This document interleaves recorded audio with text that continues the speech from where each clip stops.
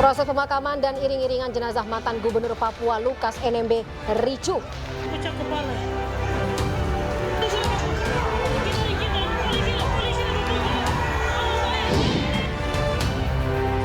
Hasil survei internal TPN Ganjar Mahfud menyatakan Pilpres 2024 mustahil berlangsung satu putaran.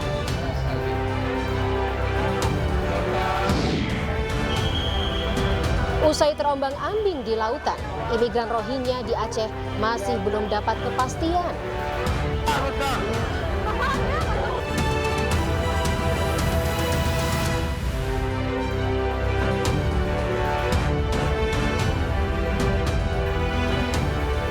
Selamat sore pemirsa, demikian tadi 3 berita pilihan Ainus sore hari ini bersama saya, Fani Imania. Pemirsa, kericuan terjadi saat warga mengiringi jenazah Lukas NMB untuk dimakamkan. Akibatnya, penjabat atau PJ Gubernur Papua dan Kapolda Papua jadi sasaran amuk massa.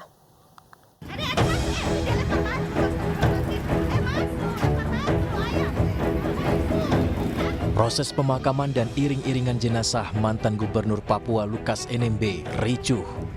Kericuhan berawal saat jenazah Lukas NMB tiba di Bandara Sentani Jayapura Kamis pagi. Massa yang sejak pagi menunggu kedatangan, kemudian mengiringi jenazah Lukas NMB menuju ke tempat persemayaman. Sebelum dibawa massa, jenazah Lukas NMB rencananya dibawa pihak keluarga dan aparat. Namun aparat dan keluarga kalah jumlah dengan massa yang hadir. Di tengah perjalanan, warga dan mahasiswa yang ikut mengiringi jenazah tiba-tiba melakukan aksi pelemparan batu. Aksi ini meluas hingga PJ Gubernur Papua Ridwan Rumah Sukun dan Kapolda Papua Irjen Matius Fahiri juga jadi sasaran amuk massa. Akibat kerusuhan ini, sejumlah fasilitas publik dan ruko rusak terkena lemparan batu. Sementara itu, Kapolri Jenderal Listio Sigit Prabowo memerintahkan memperkuat pengamanan dalam proses persemayaman mantan Gubernur Papua Lukas NMB. Ada sedikit aksi ya dari beberapa kelompok masyarakat, namun hari ini setelah itu bisa diantisipasi dan harapan kita mudah-mudahan sampai dengan seluruh rangkaian pemakaman dari almarhum Lukas NMB ini semuanya bisa berjalan, dan kita sudah sampaikan kepada seluruh aparat di sana untuk betul-betul mempersiapkan diri. Kapolri juga memerintahkan jajaran Polda setempat untuk menambahkan personil dan melakukan pengamanan hingga proses pemakaman selesai. Jenazah Lukas NMB dibawa massa dengan berjalan kaki menuju ke rumah duka. Perjalanan berjarak 50 km dan sempat diwarnai kericuhan antara warga dan aparat keamanan.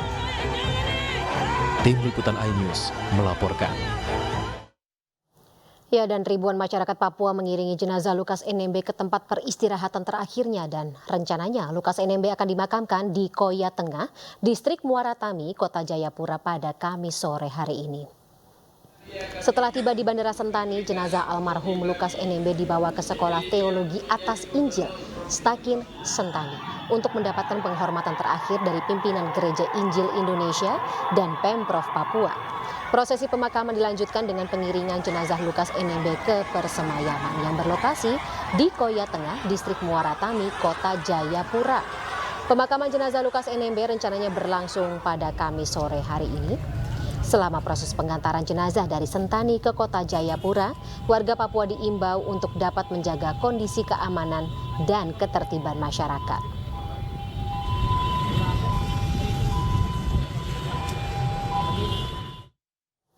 Untuk mengetahui bagaimana kondisi terkini di Papua, kami sudah bersama dengan rekan Roli Sitanggang yang berada di wilayah Waena, Jayapura, Papua. Roli, selamat malam waktu Papua. Saat ini di Waena sendiri kondisinya bagaimana? Selamat malam Fani, saat ini kondisi di Waena setelah aksi yang terjadi dan masyarakat berjalan mengiringi jenazah Pak Lukas, terjadi huru-hara di sini Fani. Jadi di sini terdapat 12 ruko yang sudah terbakar habis, dan sampai saat ini pemadam kebakaran pun belum muncul untuk memadamkan api karena takut amukan massa di lokasi tersebut. Untuk diketahui, saya sekarang berlokasi di 1 kilometer berdekatan dengan lokasi kebakaran yang terjadi di daerah tersebut. Terdapat 12 ruko hari ini yang sudah terbakar habis, namun belum ada tindak lanjut dari tim pemadam kebakaran. Jadi api masih Seperti itu. terlihat dari pandangan Anda, Roni? Dari pandangan saya, api masih terlihat dan asap pun masih mengepul ke atas ya, Fani ya. Oke. Jadi untuk pemirsa semua, ini asap masih terlihat kalau dari pandangan mata saya, asap masih terlihat dan belum ada tindakan dari pemadam karena kericuhan yang terjadi akibat aparat kepolisian dan juga warga masyarakat yang berbondong-bondong untuk Menyelamatkan diri. melintasi jalur tersebut. Seperti itu, Fani. Oke, Roni mungkin bisa diceritakan awal kejadian, awal kerusuhan, awal kericuhan seperti apa di sana? Oke, awal kericuhan sendiri terjadi sebenarnya karena aparat kepolisian dan masyarakat yang sudah anarkis di saat itu. Makanya ada pembelaan dari aparat kepolisian namun tidak diterima baik oleh masyarakat yang datang dan yang melintas di daerah tersebut untuk mengawal jenazah almarhum Lukas NMB. Akibatnya terjadi kericuhan yang sangat brutal di sana dan terjadilah kebakaran. Karena lokasi kebakaran di situ juga adalah kompleks yang sebagian besar adalah kayu, artinya api langsung cepat menyebar di tempat tersebut, Fani. Seperti itu. Oke, tadi Roni bilang warga atau mengatakan warga datang. Ini bukan hanya warga Waena sajakah yang terlibat dalam aksi kericuhan hari ini? Oke, dalam artian begini, Fani, yang dari Sentani mereka yang arak-arakan ini yang datang melintasi daerah Waena ini, nah mereka sendiri yang membakar tempat-tempat tersebut, Fani. Jadi yang masa yang datang dari Sentani, mereka berjumlah mungkin sekitar ribuan orang datang berbondong-bondong untuk membakar daerah tersebut di daerah Waena ini, Fani. Oke. Seperti itu. 12 ruko ini wilayahnya di mana saja atau lokasinya di mana saja, Roni? 12 ruko ini kebetulan berdekatan ya, Fani, dan 12 ruko tersebut milik TNI AD, TNI Angkatan Darat. Oke. Roni, saya terkait dengan info lain mengenai jenazah dari almarhum Lukas NMB sendiri. Saat ini wilayah atau posisinya di mana ya? Apakah sudah dimakamkan? Untuk diketahui sampai saat ini posisi dari jenazah sendiri almarhum sudah ada di Padang Bulan, namun masih diarak lagi menuju ke Koya, tempat peristirahatan yang sudah ditentukan oleh masyarakat. Begitu, Fani. Dari Padang Bulan ke Koya akan butuh berapa lama durasi perjalanan? Diperkirakan kalau misalnya kita berjalan kaki, Fani, itu mungkin memakan waktu 3-4 jam, Fani, untuk menuju ke Koya, tempat peristirahatan beliau. Jadi kemungkinan besar pemakaman akan dilaksanakan pada malam hari ini atau ya sekitar 3-4 jam lagi, begitu ya, Roni? Ya, siap. Untuk diketahui mungkin sampai saat ini kami belum dapat update-annya terkait apakah nanti mau dimakamkan hari ini almarhum ataukah nanti akan dimakamkan esok hari atau seperti apa, kita belum dapat update-an dari pihak keluarga sendiri, Pak. Oke. Demikian. Iring-iringan yang atau rombongan yang mengiringi jenazah Lukas NMB jumlahnya berapa orang, Roni?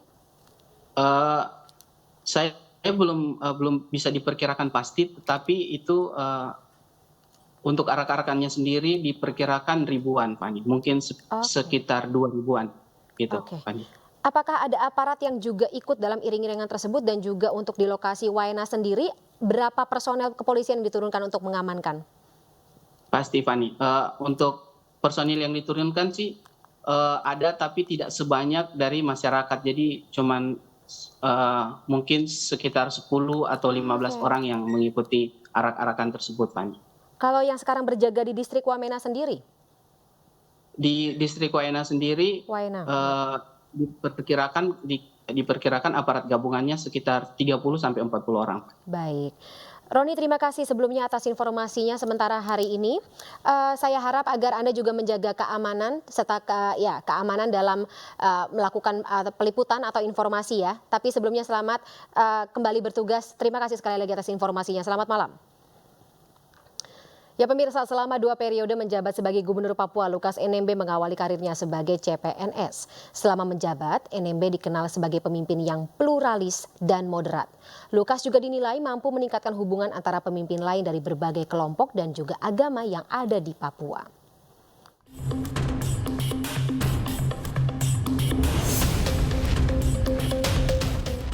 Lukas NMB terjun ke dunia politik dari wakil bupati hingga gubernur Papua.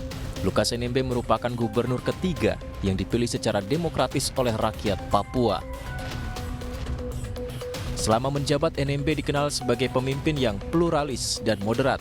Lukas mampu meningkatkan hubungan antara pemimpin lain dari berbagai kelompok dan agama. Bernama asli Lomato NMB, Lukas merupakan lulusan FISIP Universitas Samratulangi tahun 1995. Lukas mengawali karirnya sebagai CPNS hingga menjadi PNS di kantor Sospol Kabupaten Merauke. Tercatat Lukas 3 periode menjabat sebagai Ketua DPD Partai Demokrat Papua.